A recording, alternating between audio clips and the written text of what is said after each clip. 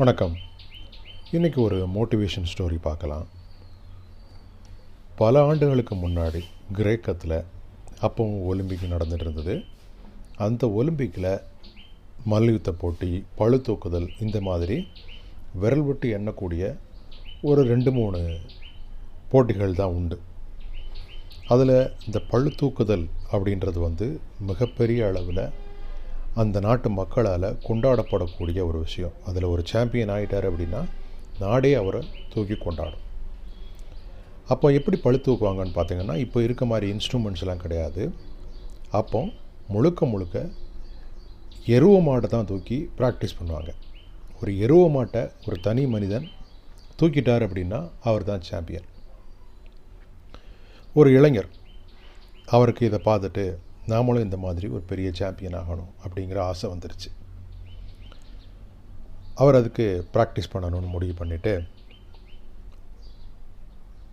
அவர் வீட்டில் அப்போ தான் ஒரு எருவ மாடு கன்று போட்டிருக்குது.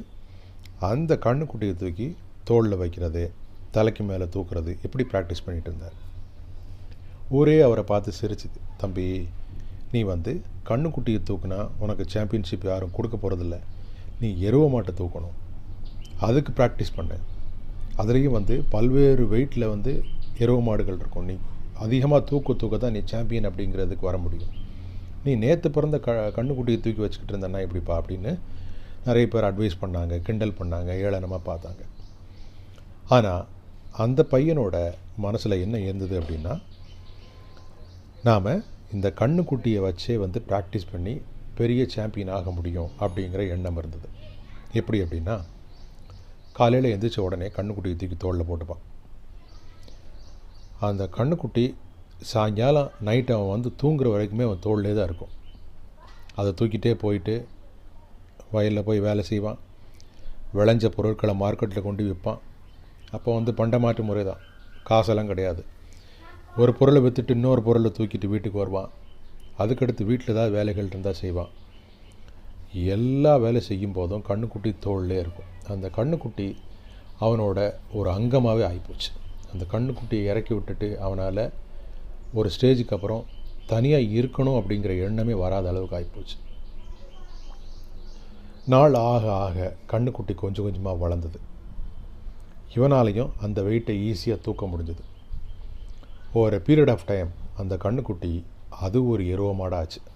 அப்போ அவனுக்கு அதை தூக்குறதோ, தோளில் போட்டுட்டு போகிறதோ, தலைக்கு மேலே தூக்கி கொண்டாடுறதோ ஒரு பிரச்சனையாகவே இருக்கிறதில்ல. கடைசியில் ரொம்ப ஈஸியாக ஒரு சாம்பியன் ஆகிட்டான். அதுவும் ஒரு முறை இல்லை, தொடர்ந்து 6 வருஷம் அவன் 6 முறை அவன் சாம்பியன் ஆனான். இந்த கதை நமக்கு என்ன சொல்லுது? நமக்கு ஒரு விஷயத்தில் பெரிய சாதனை பண்ணணும் அப்படின்னா அது நம்ம நாடி, நரம்பு, ரத்தம் எல்லாத்துலேயும் ஊறி போகணும். நம்மளோட அது ஐக்கியமாகணும். நிறைய பேருக்கு புத்தகம் படிக்க டைம் இருக்காது. அவங்க எப்போவுமே தன்னோட கையில் புத்தகம் வச்சுக்கணும். ஒரு சின்ன கேப் கிடச்சா கூட, ஒரு பேராகிராஃப் படிக்கிறதுக்கு டைம் கிடச்சா கூட இம்மீடியட்டாக அவங்க புத்தகத்தை படித்தாங்க அப்படின்னா அவங்க வருஷத்தில் பல்வேறு புத்தகங்களை படிக்கலாம். சிலருக்கு பணம் சேமிக்கிறதுக்கு முடியாமல் இருக்கலாம். சின்ன சின்ன தொகை எப்பப்பெல்லாம் பாக்கெட்டில் கிடைக்குதோ அப்பப்பெல்லாம் அதை சேமிக்க துவங்கினாங்க அப்படின்னா பெரிய அளவில் செல்லும் சேர்க்கலாம். இது எல்லாத்துக்கும் அப்ளை பண்ணலாம்.